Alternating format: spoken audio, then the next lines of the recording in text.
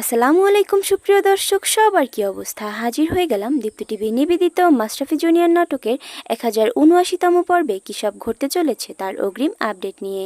এই পর্বটি কেউ মিস করবেন না, কারণ এই পর্বে আপনারা দেখতে পারবেন আয়ানকে দেখা যাবে সে এবার ফাহাদ সাহেবকে স্যালারি বাড়ানো ও প্রমোশনের লোভ দেখিয়ে তার হয়ে কাজ করতে বলবে। ফাহাদ সাহেবও তার কথায় রাজি হয়ে যাবে। তখন আয়ান মনে মনে বলবে, আমার মাস্টার প্ল্যানের প্রথম ধাপ শেষ মিস বুসরা। আমি তোমাকে এমন শিক্ষা দিব যাতে ভবিষ্যতে অন্যের সাফল্য নিজের বলে চালাতে তোমাকে 10 বার ভাবতে হয়। ওইদিকে রুনা ম্যামকে দেখা যাবে সে ছদ্মবেশী শিশির আলী অর্থাৎ দাদা ভাইয়ের কাছে আসলে দাদাভাই বলবে, মিসেস রুনা, আপনি ওই সোফাতে আরাম করে শুয়ে পড়ুন এবং আমার কথাগুলো মনোযোগ সহকারে শুনুন। আজ আপনি নিজেকে গহীন অরণ্যে আবিষ্কার করবেন। এসব শুনতে শুনতে রুনা ম্যামকে দেখা যাবে সে এক পর্যায়ে ঘুমিয়ে পড়বে। তখন দাদাভাই ও দিলারা বেগমকে দেখা যাবে তাকে ওই ঘরেই দরজা বন্ধ করে আটকে রাখবে শক থেরাপি দেওয়ার জন্য। কিছুক্ষণ পর রুনা ম্যামকে দেখা যাবে সে আলো বাতাসহীন ঘরের মধ্যে থেকে তার দম বন্ধ লাগবে এবং মাথা ঘুরতে থাকবে। ঠিক তখনই সে বলে উঠবে, আমি কোথায়? আমি তো গহীন অরণ্যে ছিলাম।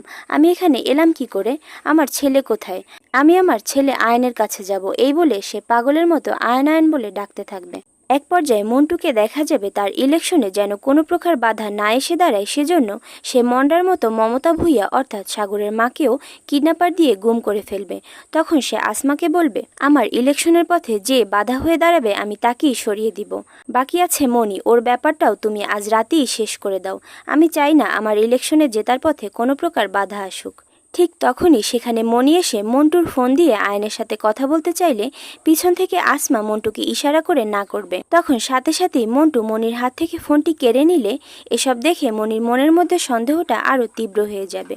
আর অন্যদিকে আপনারা দেখতে পারবেন মমতা ভূঁইয়া অর্থাৎ সাগরের মায়ের অ্যাসিস্ট্যান্ট দৌড়ে এসে সাগরকে বলবে, ছোট সাহেব, মমতা ভূঁইয়াকে তো খুঁজে পাওয়া যাচ্ছে না। তখন সাগর সেই অ্যাসিস্ট্যান্টের উপর রেগে গিয়ে বলবে, তোর সাহস তো কম না, তুই আমার আম্মার নাম ধরে ডাকছিস। তখন সেই অ্যাসিস্ট্যান্ট বলবে, সেই তো আমাকে নাম ধরে ডাকতে বলেছে, ইলেকশনের প্রচারণায় নাকি কাজে আসবে। কিন্তু এখন ইলেকশনের কথা বাদ দেন, যে ইলেকশন করবে তাকেই তো খুঁজে পাওয়া যাচ্ছে না।